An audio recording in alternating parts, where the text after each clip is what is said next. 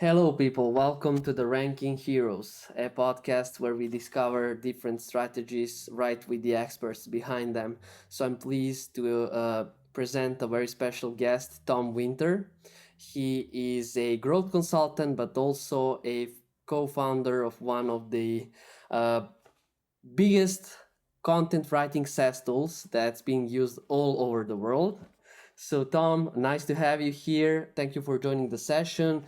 I'd like you to, if you can introduce yourself, say a few words about yourself to the audience before we move to the questions.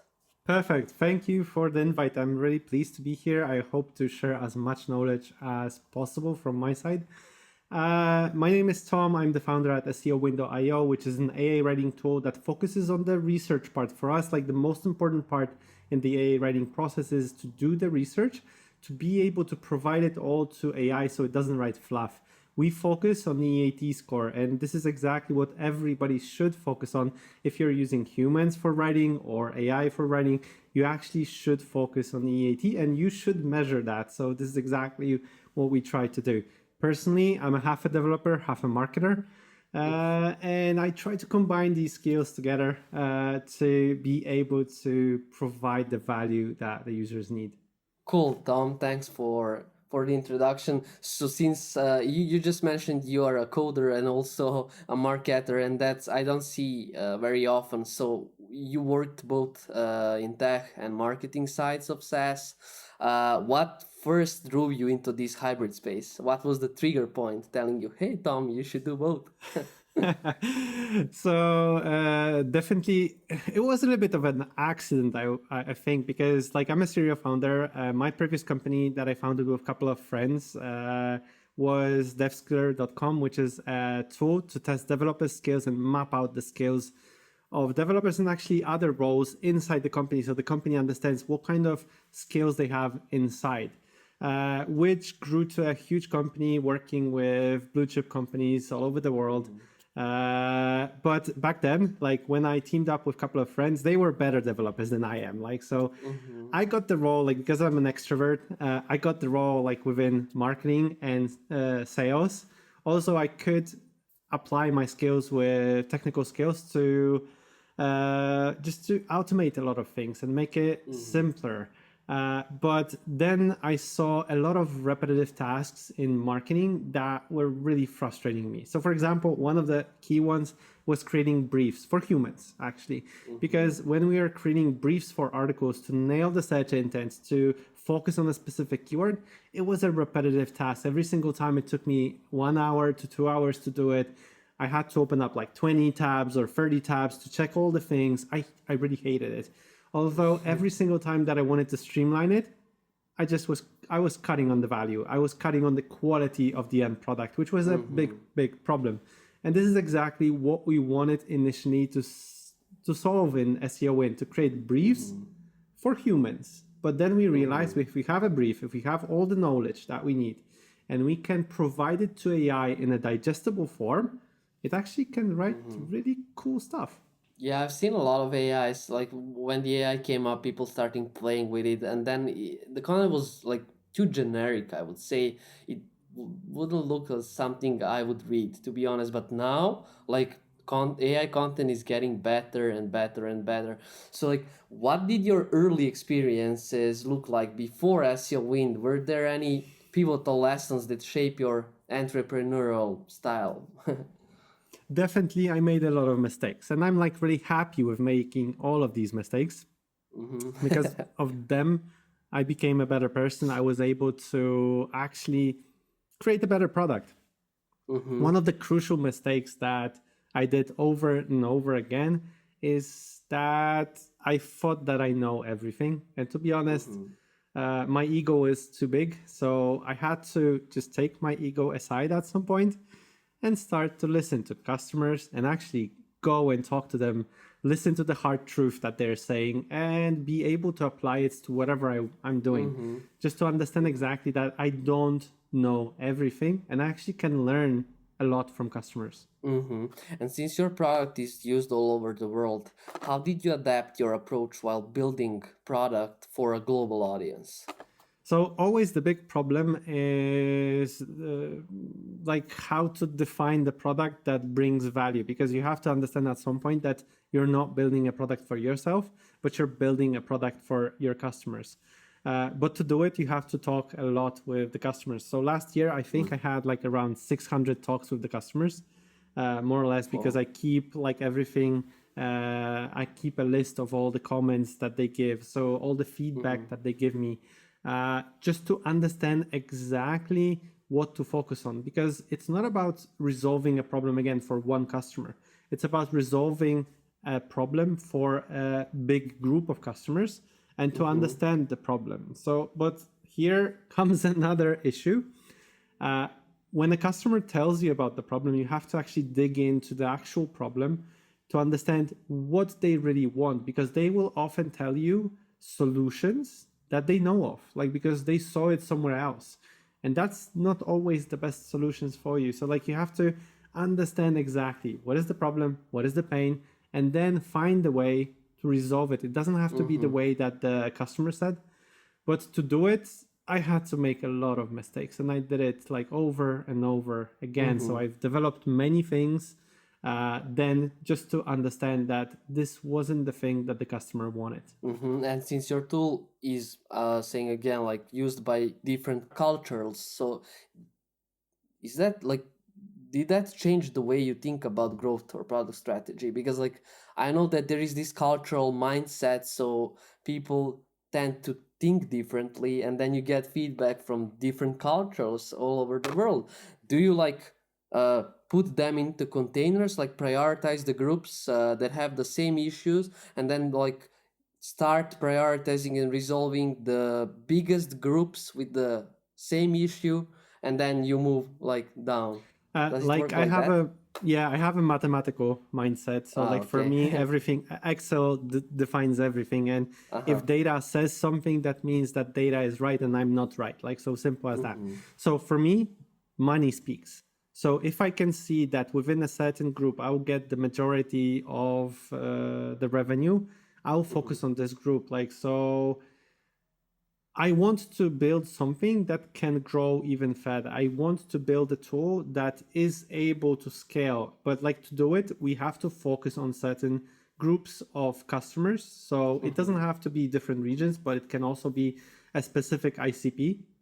For me, Mm-hmm. like, the main group would be agencies, because agencies have the biggest demand and they are able to produce the biggest amount of content. At the same time, they have the biggest pain when it comes to AI content and using AI Mm-hmm. on daily basis, because they see that they are not getting the value that they want if they use it. So because of that, they're in the middle between like using Mm-hmm. humans fully or using AI and not getting the quality that they want. Mm-hmm. Mm-hmm. And like right before you explained where you figured out that you want to build the SEOwind as a tool that will produce this EAT high quality content. But I'm curious, when did you know you were onto something? Mm, I think like we always, as startuppers, we want to solve our own problems, and from Yeah. this idea, best ideas happen. Like, it's Mm-hmm. not always that a bigger group will have the same problem as you do, but it often is. So in early stage, you have to, like, we started with creating briefs.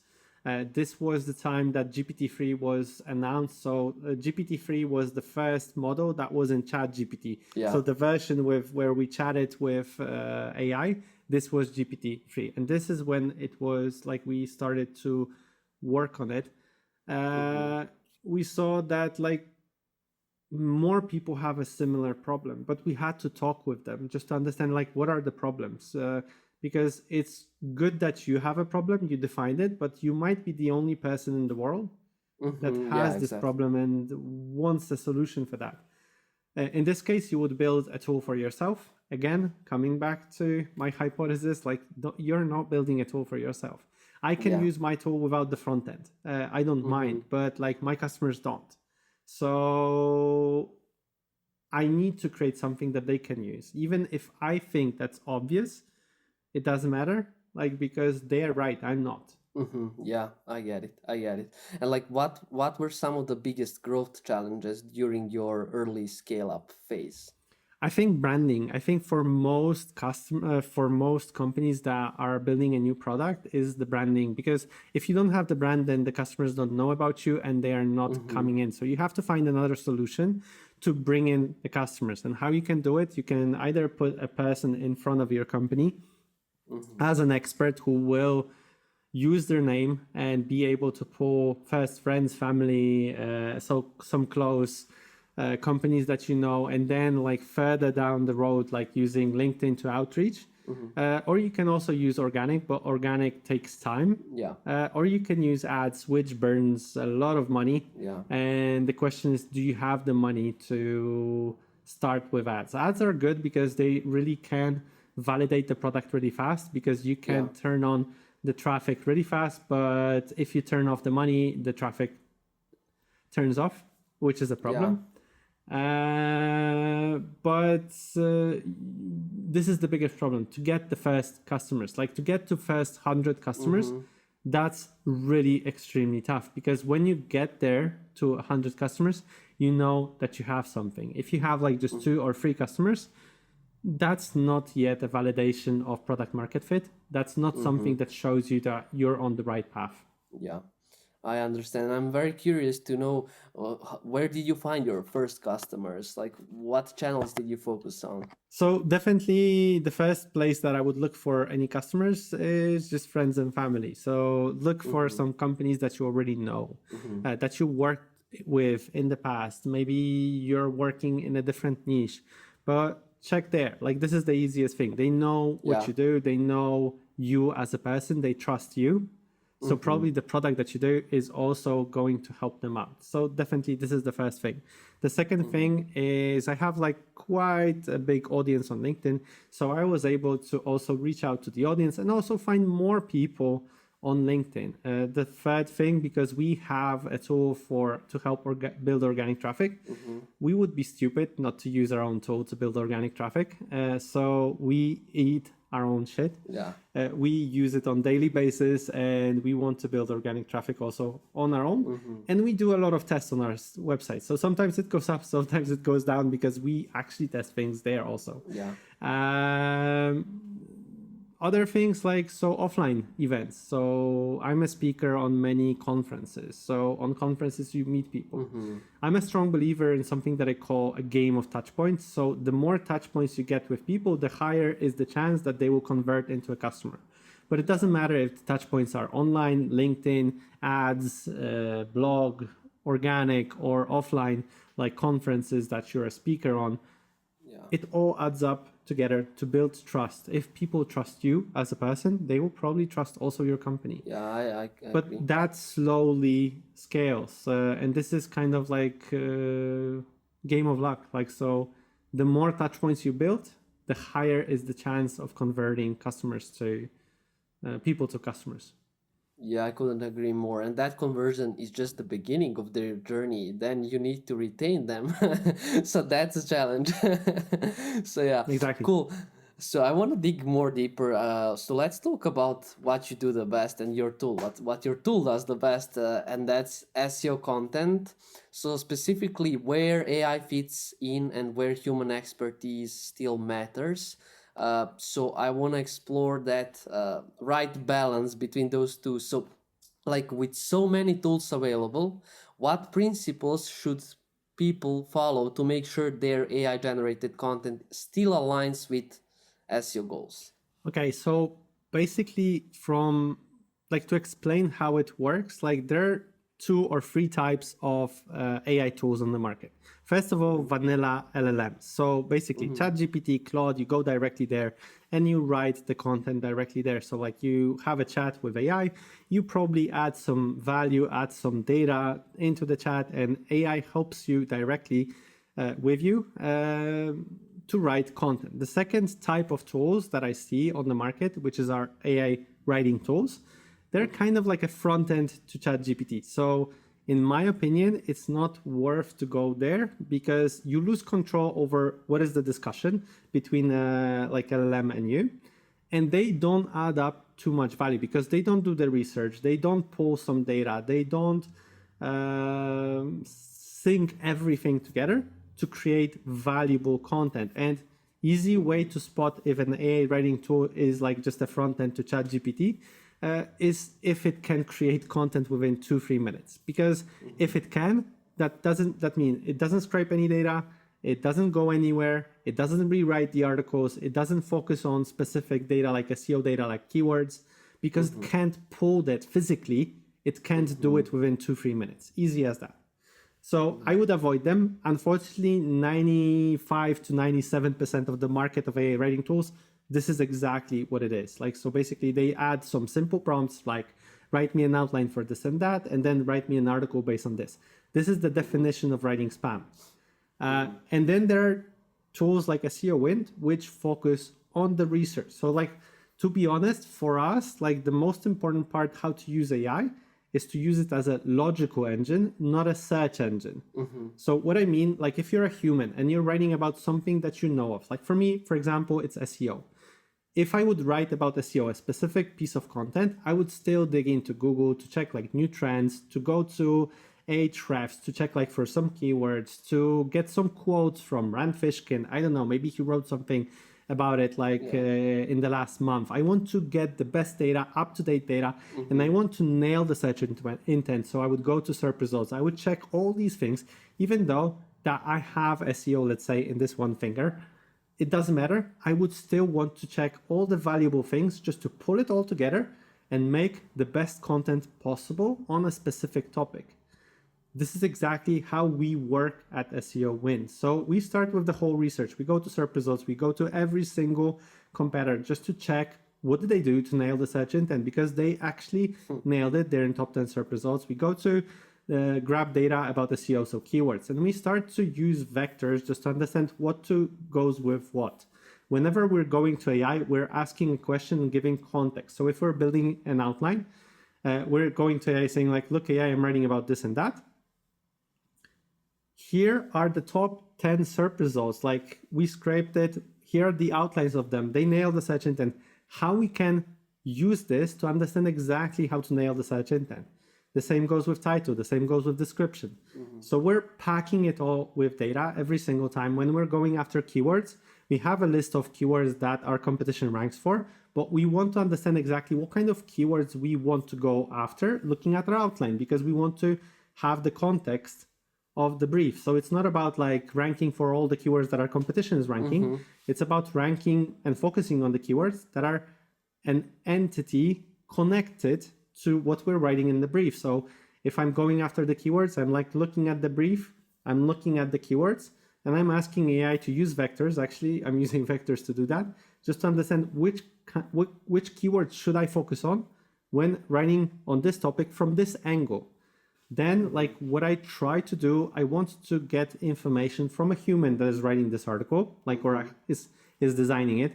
So they can go through the outline and say like, I like this, I don't like this. They still have access to all the competition. They can combine their knowledge with what AI told them that would nail the search intent and create even a better brief. After that, what they can do, they can also provide additional knowledge. So like we have a place for additional knowledge that they feel is important. So maybe they did some kind of research. Maybe they have like some kind of a case study. Maybe they have some data. Maybe they talk to the product team, the marketing team, the customers, and they have some insights that are extremely valuable for this specific article. What they can do, they can basically copy paste it into the brief, and we will evaluate it with AI, divide it into separate thoughts, then look through the outline, find the relevant place to add it as context to AI, because our special matter expert said this and this is important. And then when writing the article, we will provide to AI, look, AI, our special matter expert in this specific heading said that this is very important. Our customers said that, they focus on that, and that's very important. That's opinions, and Google loves opinions. It's part of EAT. So when we have this brief, we have all the knowledge from the special matter expert that is writing it, we go into a writing process. So when we're writing the process, like writing the article, what we do, we go to AI and ask it kindly, dear AI, I'm writing the article. This is the title. This is the description. This is the outline. This is our predefined brand voice that we want to write this article with. But hold on, let's write it piece by piece. Let's start with the first heading, because for the first heading, what we did, we looked into the search intent, so search results, and they think for this specific heading, like this is important. So this is the information. We actually researched additional case studies, statistics, thought leadership insights, and so on. We found something that is really important for this specific heading. Like here are some statistics that you can use. They're from this link, so you can quote it. Like then we actually went to the customers page, so our own page, and we found that we have a case study that would also fit this specific heading, which is important because we use the website of our customers as a special matter expert, additional special matter expert, because whatever you publish on this website, that means this is what you're talking, like how you're talking to the audience. So we're taking this website, we're using, scraping it, we're using vector, like changing it to a vector database, and we're pulling the information that we think is important for our specific brief. So if you have like their case studies, if you have information about your product, services, whatever, like maybe some feedback from the customers, we will pull it, find a place to add it in a specific place in the outline, and give it also as context. So once we have this first part, we tell AI like, look, write it. Then we write the next section exactly the same way. We pull the data from different places, the next section, the next section, the next section. What we get and how we get it, like it's full of value because we have the data, we have opinions, we have like trust signals and everything else. But we don't stop there. For us, this is a draft. So what you do as a human with a draft, you analyze it and you proofread it and you make it better. Because like when you have a draft, you at least see how it looks like. Because earlier you only saw the brief. You saw the outline. You could estimate what you will, like how it will look like. But until you write a draft, actual draft, you will not see it. So what we do with that, we have an AI agent that does the following. It takes the article, looks at EAT factors, and it evaluates. It uses like something that we call critique stage. So basically it says like, these are the strong points in the article. These are the weak points. These are the actionable points that we have to take to improve it. And actually we need this and this data to make it even better. Because we see like how all the data that we gathered earlier fits in the article. So then it uses like different kind of tools like to scrape additional data. It pulls the data. It goes into rewriting stage based on all the critique stage that we went through. And it rewrites the article again to make it even better. What we do after that, we score the article based on the EAT factors. So every single factor, we show you like exactly what, how we score it, what we think about it, to be able to measure that. Like I haven't seen many people to be able to measure EAT. They normally talk about EAT, but when you ask them like, but how do you know this piece of content is better than this one? They say like, intuition. But this is not the way to do it, to be honest. I try to measure whatever I can. And this is how we create the final article. What you can do with the article at the end, you can actually rewrite it like even further. Like, so you get it as a human. We actually give you also a list of things that you can improve, like how you can even improve it further, because we use AI for that, just to understand like what still we're missing and how we can even go further. Maybe some kind of opinions directly from the customers, or maybe you can go deeper into your case studies, something like that. But we will list out all the things that you can do. You can go through it, make additional adjustments. We normally use like 15 to 20 minutes, maybe half an hour to make it even better. But then it's full of data. It has links inside. It has tables. It compares things together. It's based on data, not some hallucinations from AI.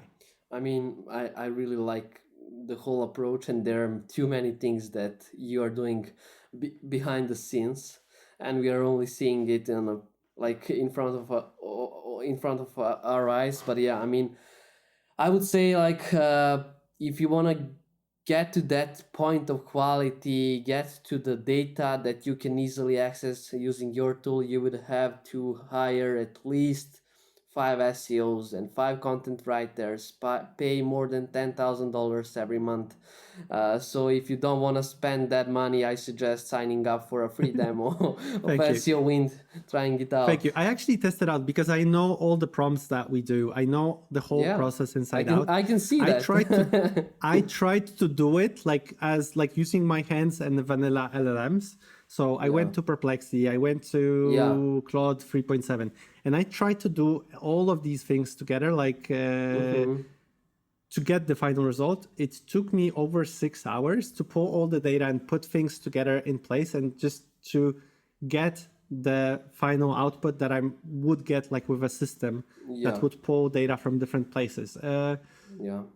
And I That's had like crazy, man. I had a big headache afterwards, to be honest, like because it was like a lot of concentration that I had to put in. Yeah, yeah. I think like your tool can be used a lot for publishing some statistic pages, as it can read too many data, and like these are very they are ranking very well, so you might use that for your tool as well. Yeah, Cool. but the great thing that we published just 2 weeks ago or 3 weeks ago, Mm-hmm. we went all in on content update. Like we had an earlier version of content update, but like what we wanted to do, we wanted to do a full rewrite of certain content that you already published.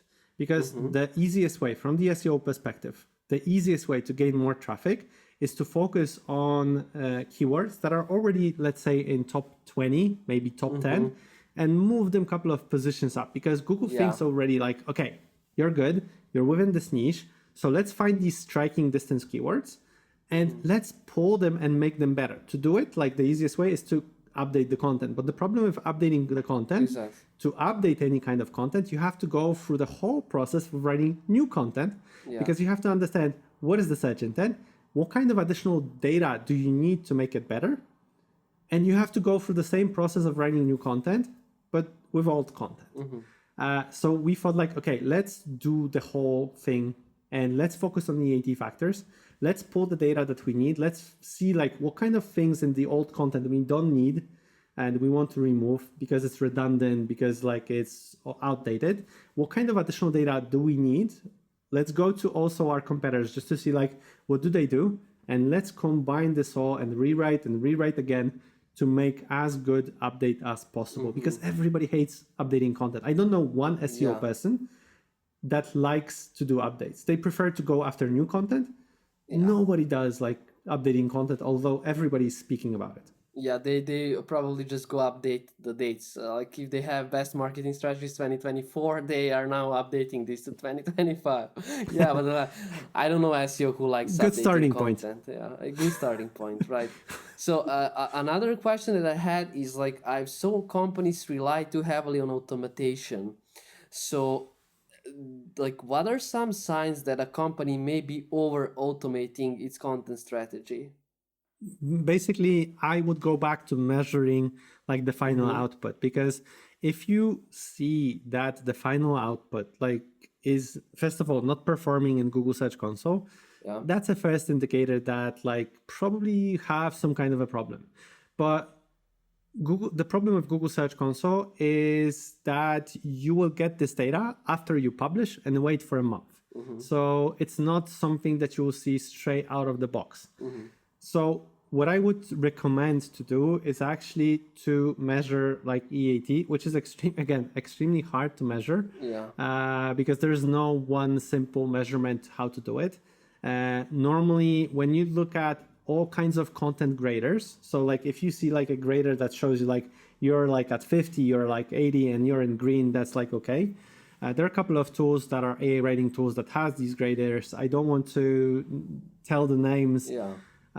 But problem with these graders are keyword stuffing graders. So the more keywords you put in, the higher the grade will be. Yeah. And this is how Yeah. they work. Simple as that. Like if you want to, you can check out many of them. All of them have the same algorithm. Yeah, I know. But this is not connected.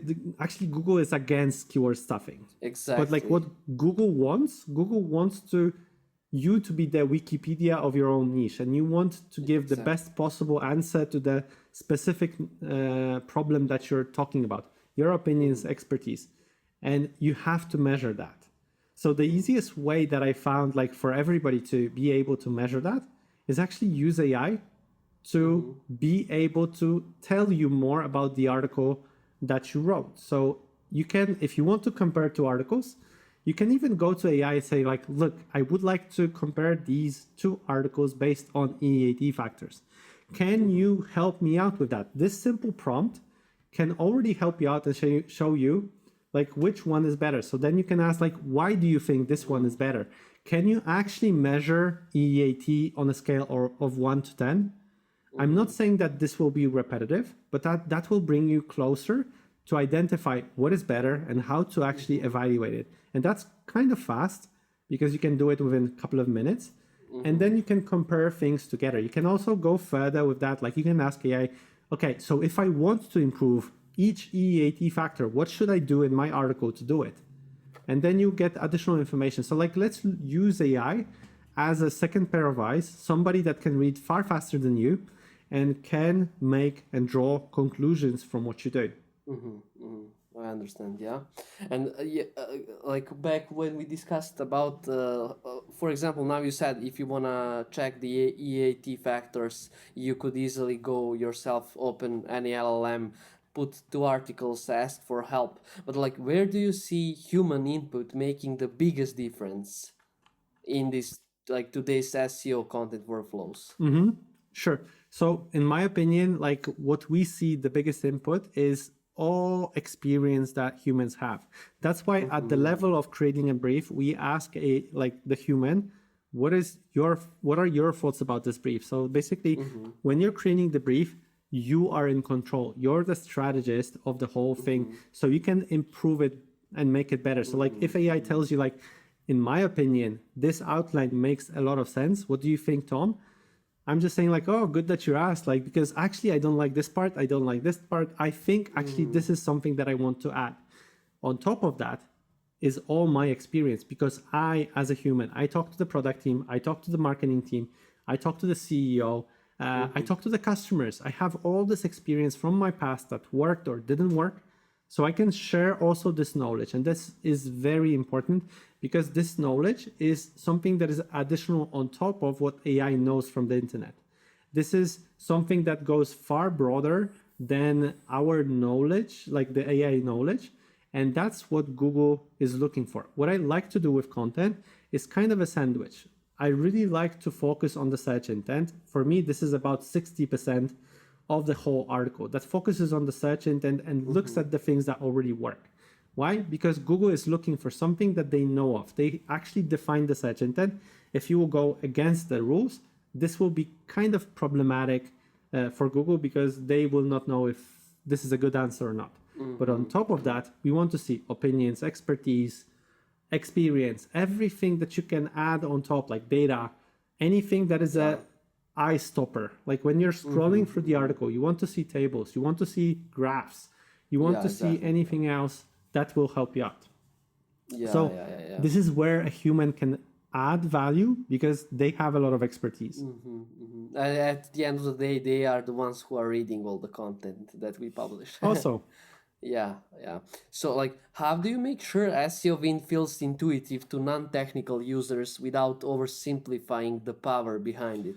I try to talk to the users and I treat what users say really, really serious because I'm in the mindset that if I think I know something, I will check it. Because if a user says that like it didn't work for them or they couldn't find something, to be honest, they're right and I'm wrong. So like my design or my way of thinking, the UI that we built is done in a bad way. So the thing that you can do, talk to your customers. How do they use it? And whenever you're pushing out something, a new feature, even create a hotjar. See like where people are stuck. Like where do they click? Where are the rage clicks in the whole thing? And find ways to simplify the process. One of the biggest problems that we saw, because we pull a lot of data from different places and it takes a while to pull the data, we wanted to break down the process in a way that would not make our users wait in front of the screen for 5 minutes just for us to spit out something. Oh, So we decided like to break down the whole process into creating a brief. So you start with just adding a keyword and starting creating a brief. Then you wait 3 minutes, but you can go for a coffee. You can create actually multiple briefs. So we're not stopping you there. Like it's all about like just pushing out and creating a brief. When we have the brief, we have all the data. So you can work on the brief as much as you want, and you don't wait there. And then you hit generate the article. The article is generated within 20 minutes. But again, you don't have to watch it. You don't have to wait for that. It's behind the scenes. Like you will be back in an hour, in half an hour, whenever you want, maybe the next day. But the most important part for us is you don't waste your time on waiting until we process a specific thing. So because it's very, very unproductive. for user experience as well, it's very important. Yeah, Yes. out there, that's tell you like, give me a keyword, and then they now wait for the outline. It's like, okay, 2 minutes so in. that- It's like now, okay, you have the outline, so now we will grab the keywords for you. It's like another 2 minutes, and this process is like split yeah, into so many stages that I would really feel bad. and then your users just start churning because it takes Exactly. too long. So, and we focus on drag and drop. We want to make it simple, and we want to keep the user in one tab. Like, because one thing that I really hated when I was using like my brain for creating briefs and doing it all, like that I had to open up like 20 tabs. And the Yeah, problem you- is you because I had mentioned like keywords like in 10 tabs of my competition. So I went to Ahrefs like, and I checked the keywords. I had like 10 tabs of keywords of my competition. Then I had like my competition opened up like in 10 other tabs and so on. And the problem is that whenever I'm switching tabs, I'm using my brain power for just memorizing stuff instead of focusing on the main part, which is creating the best possible outline and best possible to brief. So we wanted to like just remove it. Like we wanted to have like one tab where you have all the information that you need to make it as good as possible. I wanted to ask you more about user experience because like what kind of user experience decisions have you made to make the platform more accessible to marketers? Because you said like there is this punchline building for marketers, not engineers. So I want to Yes, learn like more so. about that. So definitely, we always try to focus on marketers because Yeah. we don't want to give them additional tasks that are really hard to make decisions. We wanted to create a tool that will basically be a drag and drop. So you just add value. We will do a lot of things under the hood. So we vectorize things. We use vector search. We have retrieval augmented generation underneath. Like, so basically we're using retrieval augmented generation to pull data from different sources. But all we want you to have is the decision making data. So basically, if we want you to work on the outline, we want to show you the outlines of others. So what others are doing. We don't want you to understand how you can pull things together, what kind of how we use vectors for specific things to identify what goes with what, because that makes no sense for you. If we're asking you to provide the additional information, what do you think is important for this brief? We just tell you, like, just paste in whatever you think, like whatever you have in your mind, just paste it in. We will parse it. We will divide it into separate thoughts. We will beautify it. Don't worry. Like, just give us the data. So we always wanted to simplify things as much as possible. We don't ask you for every single heading to tell us like, okay, so what kind of additional information do you have for this heading? What kind of information you have for this heading? What kind of information you have for this? Because we know the users will not do it. So we prefer to like, just pour in everything that you have about this topic. We'll deal with that for you. Like, so we will actually parse it, find where it fits as the source of data, and we will tell AI exactly there what's important. We will also pull data from additional case studies. So we have an agent that is focused on research. So what it does, it has access to multiple tools that it can do research with. So it takes the brief and it asks a simple question. So what data, looking at this brief, looking at this outline, what kind of data do I need to make this article outstanding? So do I need case studies? Do I need statistics? Do I need trends? Maybe I need some information about some products, so I can research that. It researches it and it pulls the data and it provides to AI directly the data that it needs to write the article, but it does it autonomously. I don't handle and don't specify bring me all statistics for this brief. I leave it to the agent. So it decides exactly what kind of data it needs and where to look for it. Yeah, understood. That's how you buy marketers' attention. Just keep them in one tab, save their time, enable them to make the database decisions, to move forward. Let them focus on the most important part.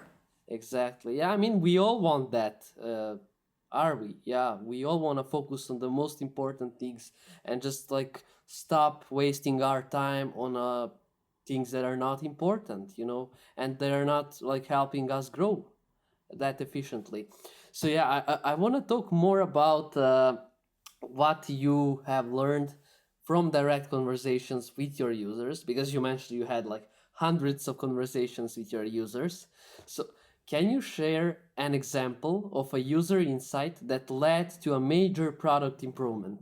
One of the last things that we added is a graph showing, when you're updating content, we added a graph comparing your old article to your new article. And also we define all the things that we changed and how we impacted EAT score. It came directly from a user.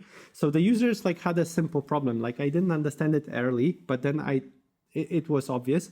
Yeah. If they had the original article and the new article, they weren't able to objectively compare these things together. So for example, if they wrote an article as humans with their own hands, they spent 8 hours or 2 days on writing a specific article, and now we're updating it within 20 minutes using AI without sweating, the user, from their perspective, what they would say okay, I would justify my original article because I spent 2 days on that.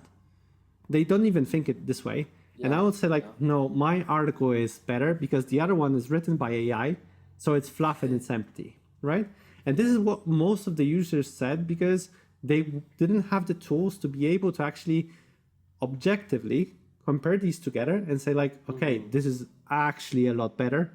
When you told me that, you listed out all the things that are changed and why it's better, it makes a lot of sense. So does it impact the final results? No, it doesn't, because you could just have copied the updated article and updated your own old article and it wouldn't change anything. But from the perspective of a human, it builds trust. It shows them okay, this is how it's better. I haven't seen it. I didn't see it at the first glance, but now when you told me what to look at and how it's different, there is a graph showing EAT score on a spider graph showing where it's improved. Okay, I do see it. Because we as humans, when it comes to AI, and especially in marketing, we don't trust it. There's a lot of fluff. A lot of people are telling on LinkedIn, AI content is empty, fluff, humans are better. They are somehow right, but they're very subjective. They don't have a tool to compare it. So this is one of the things that we heard from the customers, give our customers a tool to be able to compare things. Does that happen rarely, that only one user can make you implement something on your product? How do you gather and prioritize feedback from users when planning your roadmap? You do it mathematically. It's never a one user. If somebody tells me once that this or that is a problem, I rarely, really rarely, it probably happens once or twice. It had to be so obvious and to get it and pull and actually create this feature or to do this thing. It's really rare. But like if it happens like more often, I have like a list of features. We don't let our customers vote. Like, but when I listen to people, I actually have my own voting list. So like I Okay. can see what kind of things people request, and then I'm trying to figure out like, okay, that already makes sense. Because the problem of when you're building a startup, you never have enough time to build everything, Exactly. Yeah. and you have to make decisions what to prioritize. So I always say, like, if you want to go from point A to point B, make a decision. What do you need and what you don't need to actually go there? Yeah. So if you're a human and you need to walk from like point A to point B, do you need these two hands? No, you need to like you need legs. Do you need both legs? Actually, you can hop on the one. It will be uncomfortable, but you will get to point B. And this is Yeah. exactly the That's. sweet spot like of startupping world, that you have to make hard decisions, sometimes uncomfortable, but you don't need like two hands and two legs to go from point A to Yeah. point Yeah. B. And With you a have to make fewer this decision. resources. So as an example, like we didn't have a team feature. So there was only one account and one user. You could share like the user account like with others. So you could access the system like using one user account, but we didn't have a team feature. Why? Because it wasn't necessity. We could live without it. Was it painful? Yes, it was. Did we need it? No, we could live without it. Our customers also lived without it. Yeah. It wasn't a deal breaker. A lot of people mention it like, oh, they need it. But when you ask like them, like, do you really need it? Like, will you be able to survive without it? They say like, yeah. Yeah. they're just being spoiled. They Do want to you have all that. like? Do you still want to buy? Yeah. Like, will it be a deal breaker that will not make you buy? No, it won't. So we don't need it at the Yeah. moment. Yeah. Cool. And Tom, I know we don't have like a lot of time left, so I want to ask you a few more questions before we wrap it up. You spent time developing the product's hands-on. How do you balance long-term product vision with short-term feature requests? I try not to create a long term vision. Like if I talk about long term vision, more or Mm-hmm. less it's very top like level, like really top level. Like I try to Mm-hmm. have a product view for the next 3 months, and really top level view like for the next year or year and a half. But Mm-hmm. it's so flexible that it can mean a lot. But right now, like with the whole development of AI, a lot of things are changing extremely fast. Like a few months back, we weren't even talking about AI agents. Mm-hmm. At the moment, it's part of like our main product that we're using on daily basis. Yeah. The feature Yeah. that we're rolling out like soon will be adding images into the articles, because GPT-4o is finally capable of creating something that is consistent with the brand guidelines. So we are able to create brand guidelines for an image, and then using the data from the article, we are able to create graphs, we're able to create tables, anything that is visually appealing in the style of brand guidelines. Earlier, when you looked at the Daily Midjourney or anything, it was all over the place. Like, so basically, I didn't like the images because I wouldn't put them as a human, because I would think like, okay, they're not branded. They're wrong. There's something in them that makes no sense. Like every single image is like from a different thing. So because of the changes with AI, we want to be flexible with the things that we want to go after. Sometimes we know that things are impossible to do right now. We wait for it to be possible, and then we are able to implement it. So like there are a couple of things in the drawer that we know that we are really close, but we don't have yet a solution because the solution is not yet on the market. So Yeah. I completely understand you. Like in this like world of AI, like there is a lot of volatility, a lot of changes, month to month, week to week, and you just can't form like a 3 years in future strategy because you know the data will just become different, and you can't rely on the same data all the way to the top. So considering we have 10 more minutes, I'd like just to ask three more like questions.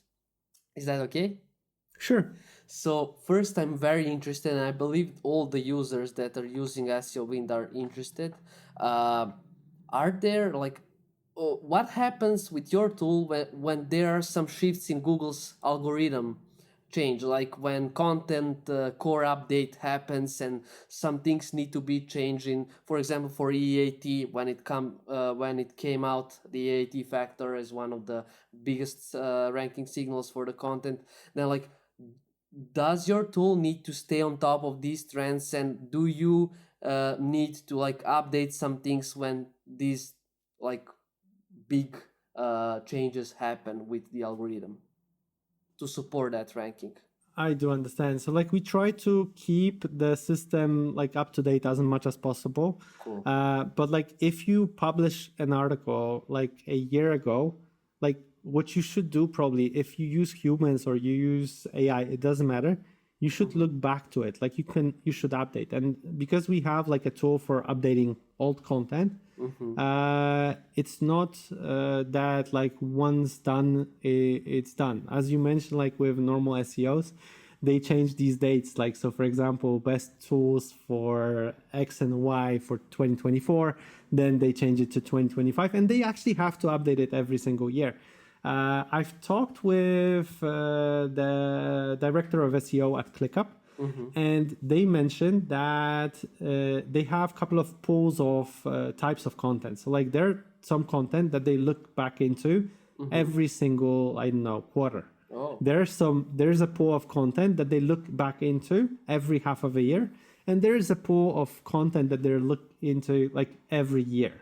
So if you divide your content into such pools so you know when to go back and when to update it, you can Makes use sense. tools like SEOwind to make it better. Like we try to keep SEOwind as much up to date, and it's a consistent improvement that we can do, because like if there's some new ideas how we can improve EAT factors, we will try to do it. Like as an example that I've mentioned, images. Like, so if we can create contextual images of graphs and visualizing the context that we can see in the article, this is a dream scenario for Google. Like if I would be able to do it right now, I would basically do it, because you will not have an image of like, I don't know, a hand with like different colors of nails, like showing like differences. It's like, this is so 2015. Like you have to visualize the context. And this is something that we can't do right now yet. We will do within a month. So whenever it's like back like and available, I would go with updating content. Nice, nice. Okay, I'm excited for that new image feature on your tool. I'd be happy to check it out. Okay, so the final two questions are related to, let's say, people who want to build a startup today in this like fast evolving AI marketing and tech space. So, what's one mindset that's helped you stay focused while building and scaling SEOwind? Uh, in the fast evolving landscape, as AI would say, this is just stay focused on your goal. Like look at the metrics, and like what I would recommend really work in sprints. Like define the KPIs that you want to reach and check every so often if you're reaching them. We are all, if we don't have KPIs and if we don't write our goals down on a piece of paper, in 3 months or 6 months, we will justify the hell out of whatever we're doing just to prove that we're right. And this is the problem of humans. So I really like to put on paper my plans and actually check every so often with the team and meet with the team and discuss it. If we're on the right path or we're not. Like if we're reaching the goal, and if not, why are we not reaching the goal? Just to understand where we are. But you have to see metrics to be able to make decisions. And you have to decide early on what are the metrics, what are my goals, to be able to understand. And if you have it, then you will know if you're succeeding or not. Like, so this is one thing that I would recommend to all the startuppers. Write down your plans. I know it's uncomfortable, and then write down your hypothesis just to know if you succeed or not. Because if you don't have like a metric that will show you that you succeeded, you will succeed every single time according to you. Okay, that kind of answered both of my questions. So let me ask you this final question. Like, looking ahead, how do you see your personal role evolving as the company continues to grow and the industry also continues to grow? Where do you see yourself? I love to be a product manager. Like, I really love directly with the product, just to understand like how it works. I want to see how people are using the tool, just to understand exactly what do they need. And this is my dream scenario. I'm a chaos person. Like, personally, I'm really a chaos person. I like to be all over the place, everywhere. I'm not like, I have a CEO like that is really an amazing person, but like, she is very strict. She knows how to manage the whole project, like, which is the company. I know that I'm not good with that. Like, I know I can solve problems. I can go with solving the problem up to 80%, not to make it perfect. I'm really bad with making it perfect. So I would like to keep to be the product manager of the company, to help to design things that will help our customers. And this is my sweet spot. I like to find solutions. I'm really good with finding solutions. Oh man, yeah. Okay, Tom, that really answers all the questions that I had for you today, and we are on time. Tom, I wanna thank you for being a part of this podcast and also providing all the knowledge that you just shared with the audience. I'm sure that people will find it very useful. So I suggest to all the listeners to follow Tom on LinkedIn and also read the post that he's sharing, because they are also valuable as all the podcast answers he just answered to us. Also try you should definitely, people who are writing content for whatever purpose do they write it, they should test SEOwind as a tool, as it has huge potential and it's already being used with like too many people across the whole world. So Tom, thank you again for sharing everything. I hope to see you again on some other opportunity that comes up. So we'll be in touch. Thanks a lot. It was a pleasure to be here, and thank you for the invite. Thank you. I wish you like a lot of success on your growth and less chaos and good products on your way. Thanks a lot. And Cool. cheers, everybody. Have a good day. Cheers. Bye bye.